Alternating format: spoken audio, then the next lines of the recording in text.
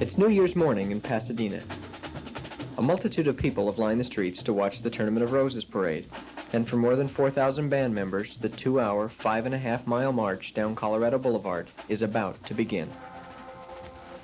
This morning is the result of literally months of preparation and hard work, a process that in some cases has taken more than a year. Each year, about 20 bands march in the Pasadena Tournament of Roses parade. Bands handpicked from around the world by the Music Committee of the Tournament Association. A committee of 25 volunteer men and women review applications, audio and videotapes from hundreds of bands before they make the difficult choice of who will participate. Since 1890, the Tournament of Roses has celebrated nearly a century of New Year's. The parade has welcomed grand marshals such as Shirley Temple, Hank Aaron, President Eisenhower, Danny Kaye, and Lee Iacocca, with a street crowd exceeding 1 million and a television viewing audience of an additional 125 million people. After the parade, the Pac-10 and Big Ten conferences meet head-to-head in the Rose Bowl. The game is watched by a crowd of 104,000 and an additional 115 million television viewers. The beauty of the tournament is the Queen and her court, floral-covered floats, and lavish equestrian units. But the marching band is the sound of the Rose Parade. The Rose Parade's first marching band appeared on January 1st, 1891, only a year after the parade's inception, and a tradition was born. Through the years, bands have changed, from informal groups of a few local residents to sophisticated marching units, expanding their routines and increasing their numbers. Today, some bands march with more than 300 people. When a band is chosen to participate in the Rose Parade, they are sent an invitation by the Music Committee at least 1 year in advance. The band director receives a band manual and a number of forms to complete. Because of television coverage and the size of the parade, there are some restrictions to size and routines of each marching unit. Excitement fills the air as the announcement is made that they are going to be part of the parade. Band directors from outside the Southern California area visit Pasadena to arrange for transportation, housing, training locations, sightseeing, and other logistics. Back home, band members work hard to raise between $500 and $700 each for expenses. Some bands hold car washes, paper drives, sell food, candy, buttons, or bumper stickers. In addition, the president of the tournament visits each school to help promote the band's participation in the parade. And then comes practice. Hours of practice. Many bands begin preparation at summer camp and continue on during the fall. By November, all the final arrangements should have been made, and during the last week in December, all the bands begin to arrive in Southern California. They might stay in the dorms of a major university, a well-known hotel, or occasionally private homes. Practice sessions are held in nearby parks, parking lots, football fields, or in the streets. To prepare for the 5.5-mile march down Colorado Boulevard on New Year's Day, each member must be able to carry and play his instrument for 2.5 hours at 120 steps per minute at a speed of 2.5 miles per hour in 90-degree weather. But it's not all hard work and practice. There'll be an opportunity for band members to do some sightseeing in Southern California as well. A visit to Knott's Berry Farm, Universal Studios, or Disneyland, where they can play a concert and then enjoy the park. There are outstanding cultural opportunities in the Pasadena area, such as the Huntington Library or the Norton Simon Museum. Band members can visit beaches in the middle of winter or float decorating locations. Many bands plan their own parties during their stay. A few days before the parade, the band directors meet for breakfast at Tournament House. It's here that the band credentials are passed out and final instructions are given. Good morning, and welcome to Tournament House. The purpose of this meeting is to give each of the band directors and the drum majors a little more information about the parade you're going to march in. We want you to have a good time and definitely enjoy yourself. The first thing that I might suggest is that the night before the parade, Each member of the band not have any liquids after midnight. And the morning of the parade, be sure to eat a high-protein breakfast. It might be a good idea to make some checklists for your band, because when you get off of the buses in the early morning, you don't want to forget anything. You might want to assign that responsibility to someone in your band. When your band is lined up on Del Mar Boulevard and waiting for the parade to start, don't work the band too hard. There's 5.5 miles to march and a lot of music to play. It will be cold at 6 o'clock in the morning, and I've seen some bandsmen use plastic bags to keep the warmth in. It might help some of the young ladies who are dressed for a warm summer's day. When the parade starts and you're waiting to march onto Orange Grove Boulevard, your liaison from the music committee will tell you it's time to go. Be ready.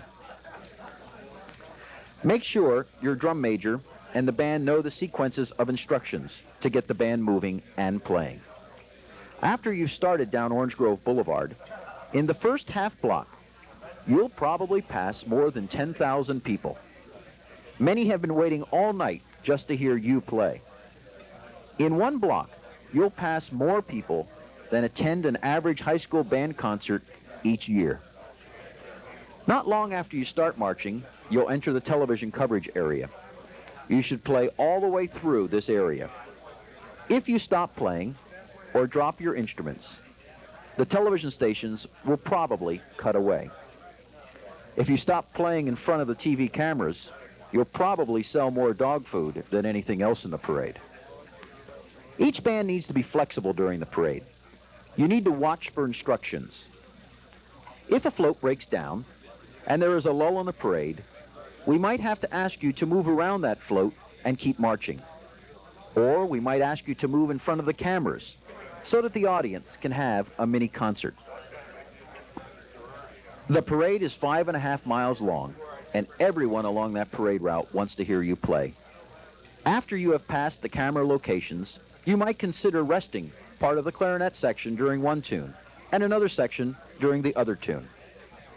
But play as much music as you possibly can. Remember, we're not saving it for anything. This is it. Have a good time and enjoy yourself. Later that same day, there's a band fest scheduled at Pasadena City College. 6 bands are asked to participate. In the morning, bands are divided up by section, and expert musicians teach technique to the students. After lunch, each band gives a concert with a combined finale on the field. At the end of the day, participation awards are given. That same morning, back at Tournament House, band directors and drum majors are given a bus tour of the parade route.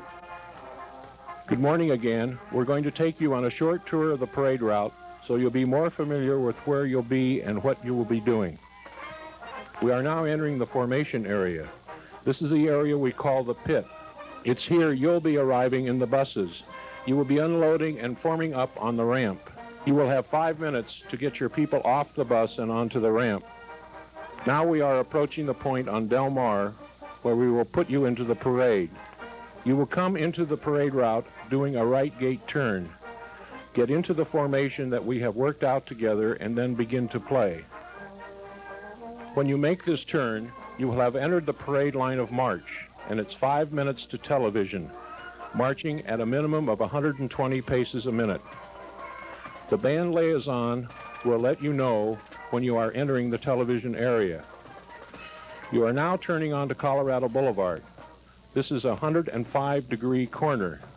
I would strongly suggest that you practice this turn between now and parade time. There will be approximately 85 television cameras in the Orange Grove area, and the only way to escape television is not to play music as you pass them. Further down Colorado Boulevard, we have a big sign that says motion picture. This is where the tournament's official motion picture is filmed. There is a pink line in the middle of the street that runs the entire 5.5 miles of the parade route. It is for the float drivers to center their floats. It's also the place to put your drum major or center file. It'll keep them in the middle of the street. Further on Colorado Boulevard, you'll come to the second turn in the parade, Sierra Madre Boulevard. Now you turn and head for home. This is where we slip it to you a little. Blue line to blue line on Colorado Boulevard, the parade route is 78 feet wide. But when you make this turn, it narrows to 52 feet, and it's uphill, but it's just a mile from disbanding. This is the underpass of the freeway where the marching 100 sounds like 300. You can really let go and tell your band that you're only a half a mile from home. Throughout the course of the parade, we'll have vehicles to pick up and bring dropouts to the disbanding area. We will have communications back through the entire parade route and be able to trace any missing musicians. Here in the disbanding area, there will be porta potties, fresh water, hamburgers, soft drinks, and fresh fruit. You will be able to use the park for rest after the parade. We will also have a podiatrist and first aid here for your convenience. Have a good time.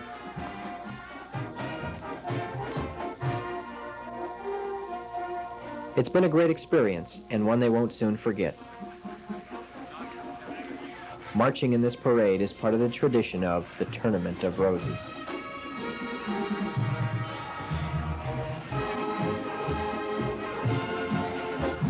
I couldn't believe there were so many people when we turned on Colorado Boulevard. We couldn't play enough music. I want to do it again. I want to go home and watch this on TV.